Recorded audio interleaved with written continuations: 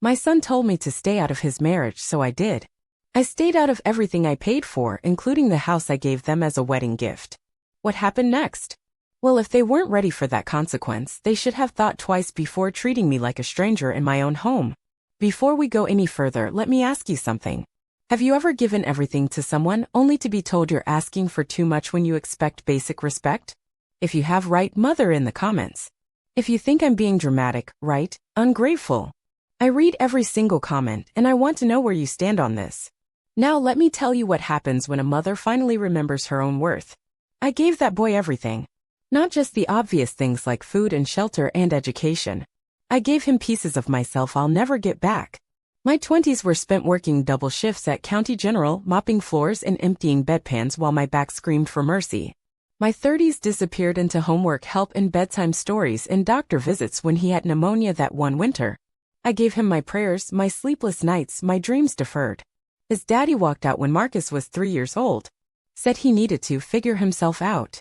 27 years later, I guess he's still figuring because we never saw him again. But Marcus became my whole world. Every sacrifice had his name on it. Those were hard years, but they were ours. We'd sit on the couch in our tiny apartment, sharing a bowl of cereal for dinner sometimes, and we'd dream together. Mama, he'd say, when I grow up, I'm gonna buy you a house with no upstairs neighbors stomping around. And I'd smile even when my hands were too sore from work to hold that spoon steady. And I'm gonna get us a place with a garden, I'd tell him back, where we can plant roses and name them after every struggle we survived. When I finally bought that little red brick house at 42, you would have thought I'd won the lottery. It wasn't much to look at, crooked shutters, creaky porch, kitchen faucet that dripped no matter how tight you turned it. But it was mine. I planted those roses in the front yard just like I promised, and I named every single one. Eviction rose for all the close calls. Exhaustion rose for the nights I fell asleep standing up. Betrayal rose for Marcus's father. Pneumonia rose for that winter that nearly broke us both. They bloomed anyway. Just like I did. By the time Marcus turned 34, he was doing well for himself. Had some downtown job talking about client acquisition and market potential. I didn't understand half the words that came out of his mouth, but I stayed interested. I asked questions. I showed up. When he brought Kendra home, I baked sweet potato pie and smiled until my cheeks hurt. She was pretty in that polished way some women master, hair always perfect, nails always done, every word sounding like a business presentation. I didn't mind her style. Different people show love differently, I told myself. I offered to help with wedding planning. She declined, polite but firm as concrete. I didn't push. When their wedding day came, I gave them the house.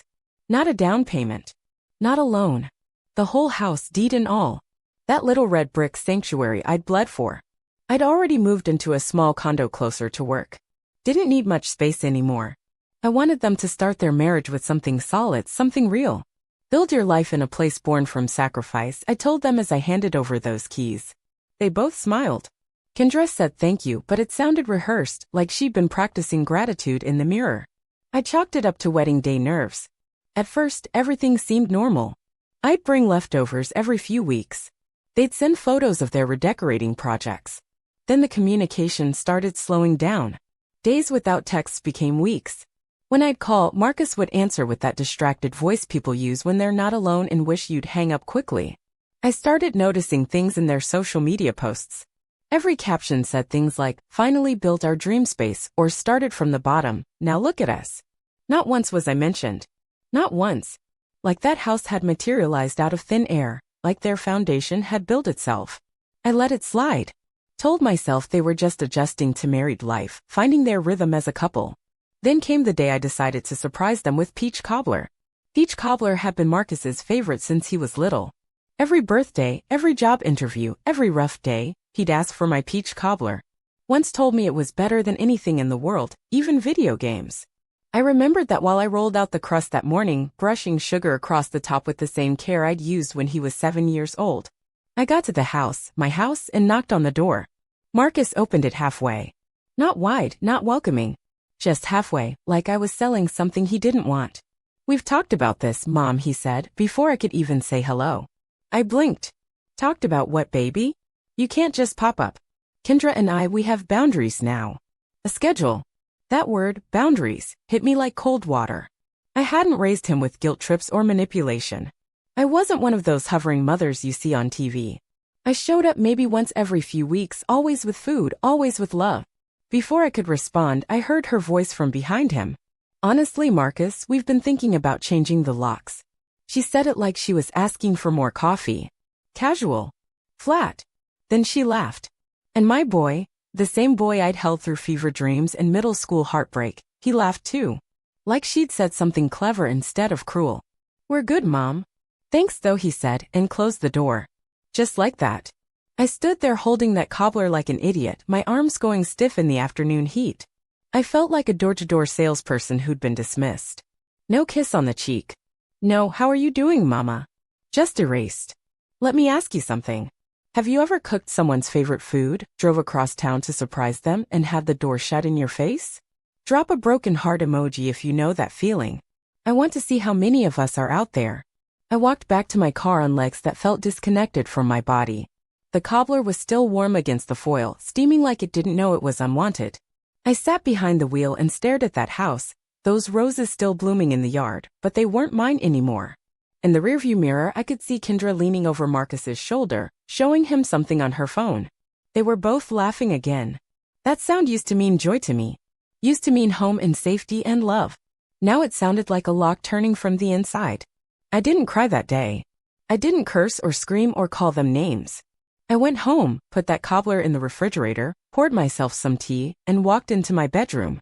I opened my file cabinet and pulled out a manila folder I hadn't touched since their wedding day. Inside was the deed to the house. And right there in small print that arrogant people tend to miss, was a clause my lawyer had insisted on including. Gift is subject to continue familial relationship and respect. In the event of abuse, alienation, or defamation of grantor, property may revert back to original owner upon legal notification. I'd never thought I'd use it. But that night, sitting at my kitchen table with that deed spread out in front of me, something crystallized in my mind. They didn't just disrespect me. They declared themselves the sole authors of a story I'd written the first draft of. They wanted the benefits of my labor without the burden of acknowledging where it came from. A house without the woman who bled for it. A legacy without the name attached. Well, I was about to remind them exactly whose name was really on that foundation. I spent the next 3 days gathering paperwork. Every receipt, every maintenance invoice, every property tax bill from the day I first bought that house. Then I drafted a legal notice of intent to reclaim title under the conditional clause. I read it 3 times, called my lawyer Cynthia, and when she asked if I was sure, I said, as sure as I was when I gave it to him in the first place. Then let's go to war quietly, she said. 3 days later, the notice was filed with the county registrar and delivered certified mail to Marcus and Kendra. One copy went directly to their front door, my front door, posted legally and officially. I heard nothing for 5 days. No text, no call, no knock at my door. Just silence. Then my phone rang. Blocked number. Mama, what the hell is this? Marcus's voice was tight, almost shaking. What's what, baby? There's a notice on our door saying we have 30 days to vacate. Are you serious right now? It's not your door, I said, calm as Sunday morning. It's mine. The silence on the other end crackled like static. You gave us this house, Mama. As a gift. I gave it to the man I raised. The one who knew better than to laugh at his mother on the porch she paid for. Kendra didn't mean anything by that comment about the locks. She meant it when she said it. That was enough for me. He exhaled hard into the phone. You're punishing us over a joke? I'm reclaiming my name before y'all erase it completely.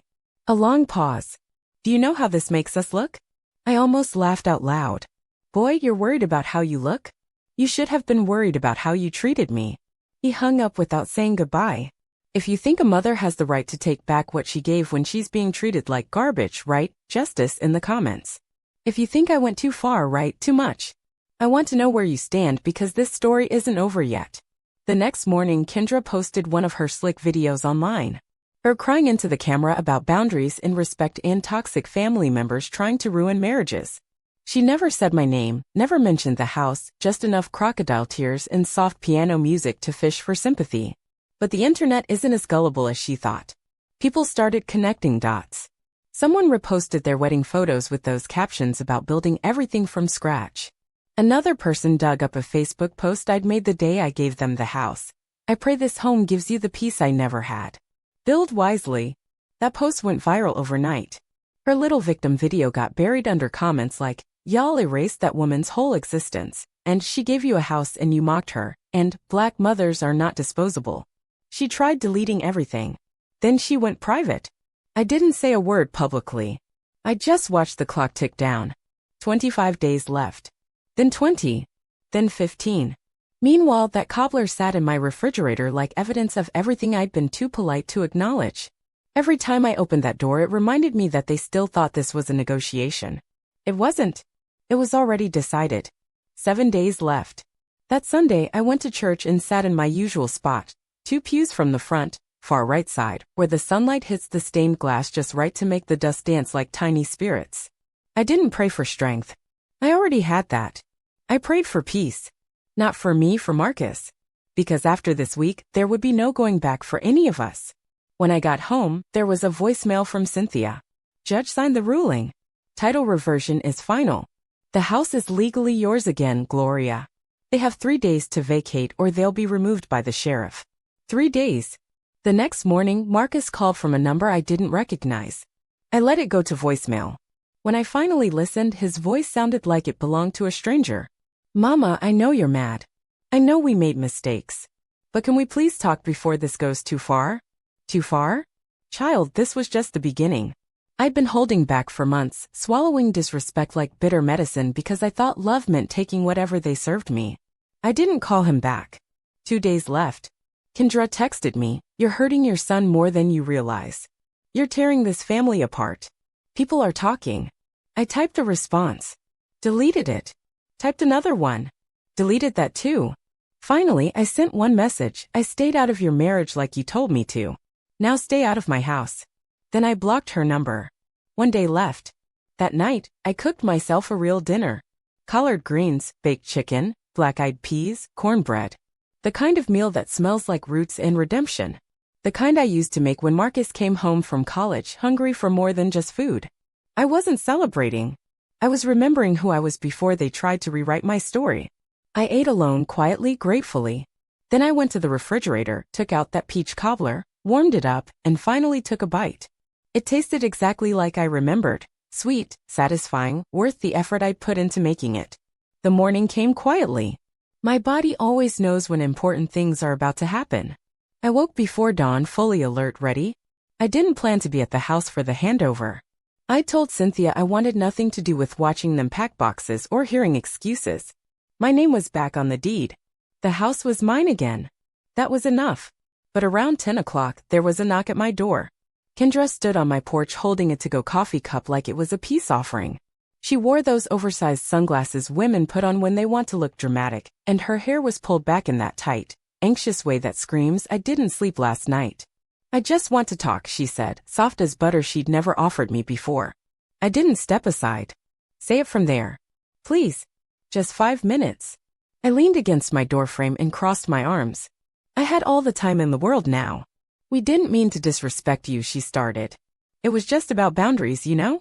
I stared at her, waiting for her to say it with the same energy she'd had when she joked about changing my locks. "You called me a guest in my own home," I said, "and laughed while you did it. That's not what Don't lie now. You knew exactly what you were doing.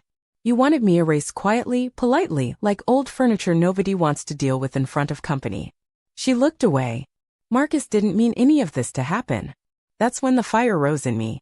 So when he looked me in the face and said that house wasn't my home anymore, when he stood beside you like a shadow while you belittled me, when he let you post photos calling that place your dream without one word of credit to the woman who paid for the foundation.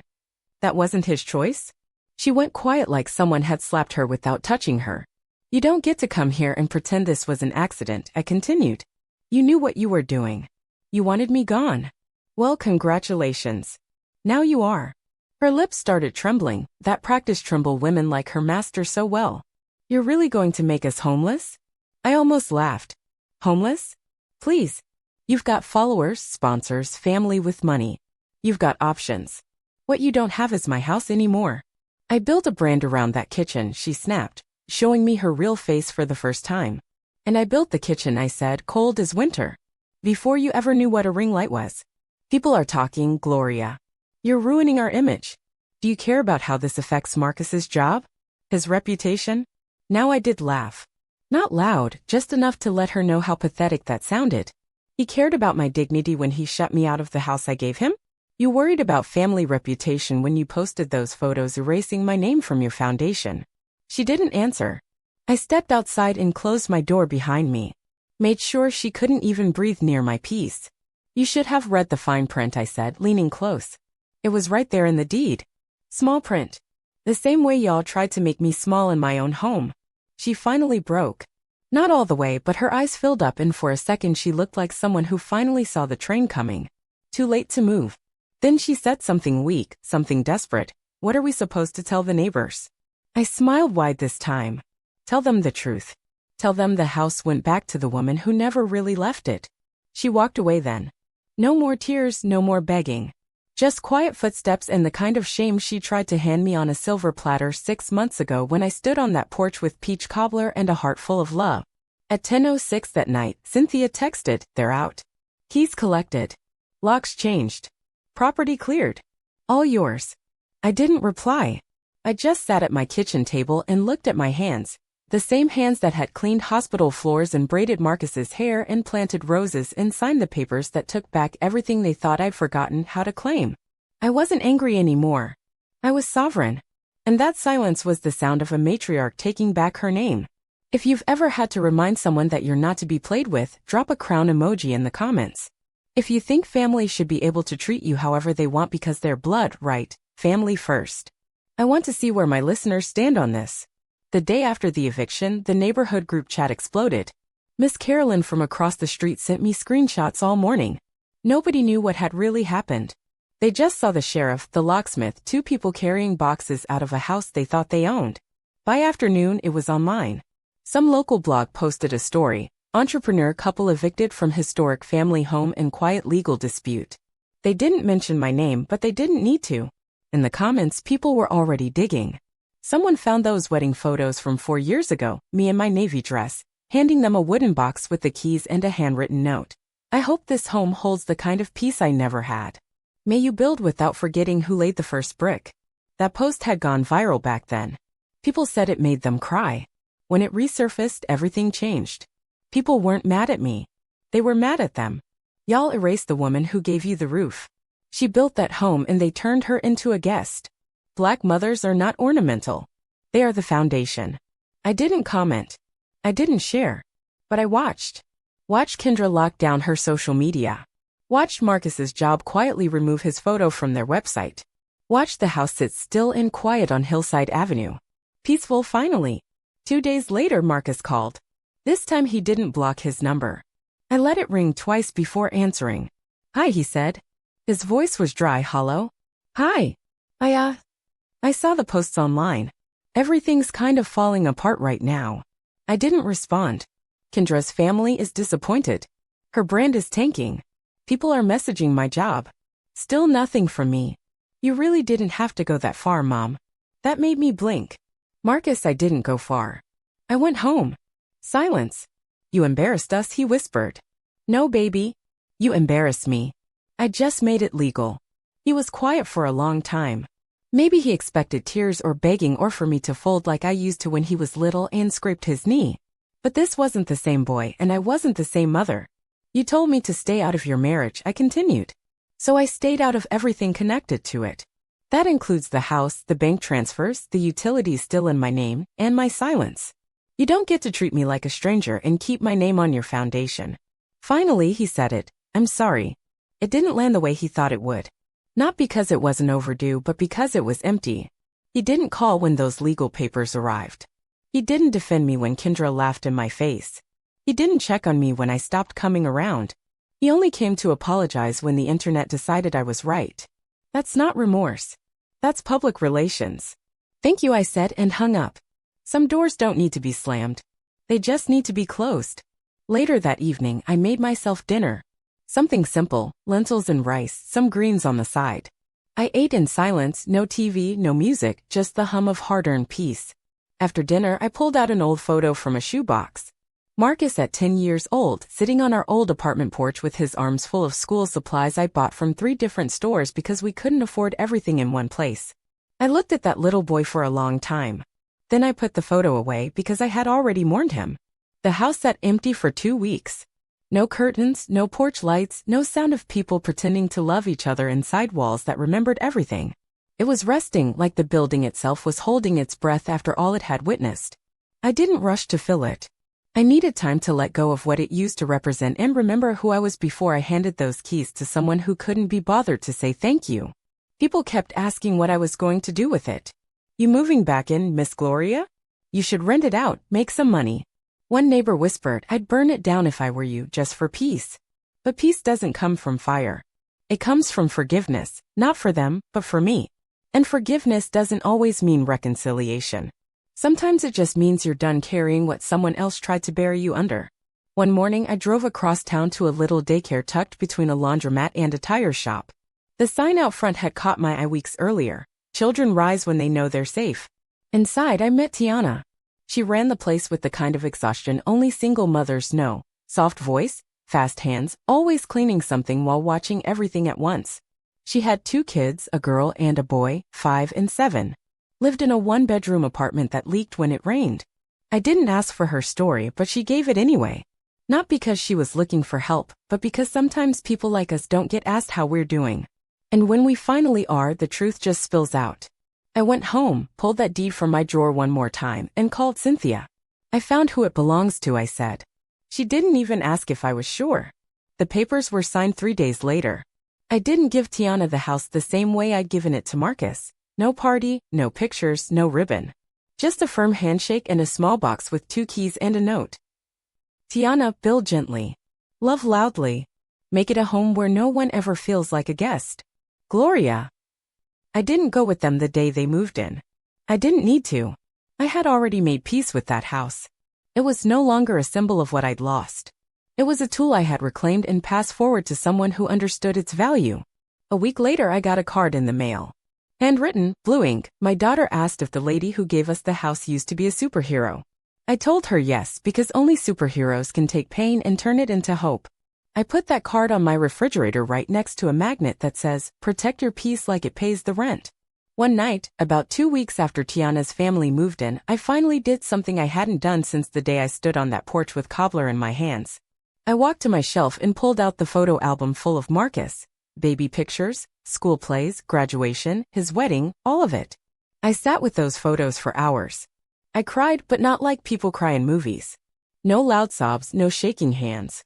Just tears, soft and steady, like my body was finally letting go of weight it had carried in secret for too long. I didn't cry for Marcus. I cried for the woman I used to be. The one who thought love meant losing yourself, that sacrifice meant silence, that giving meant disappearing. When the tears dried, I closed that album and slid it back into the drawer. Not because I was erasing him, but because I no longer needed proof that I had done my part. The next morning, I made myself a big breakfast. Eggs, grits, sausage, the whole spread. I played gospel music loud and sang along while I cooked. When I sat down to eat, I looked out my window and whispered a quiet prayer.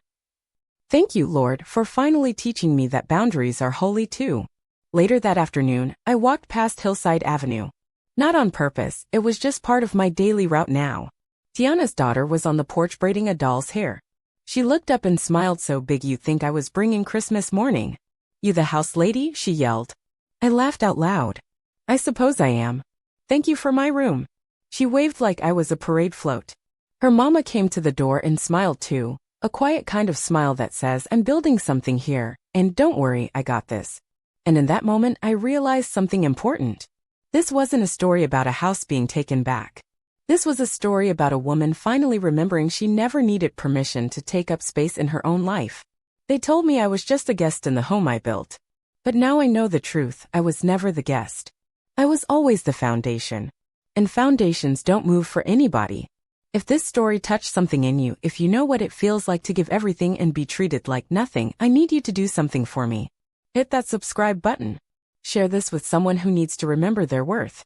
And let me know in the comments where you're listening from. I want to know who's out there, who's still fighting to be seen in their own lives. Because stories like mine, stories like yours, they deserve to be heard. They deserve to be honored. And they deserve to remind the world that just because someone is quiet doesn't mean they're weak. Sometimes quiet is just a woman gathering her strength. And when she's ready to speak, the whole world better listen.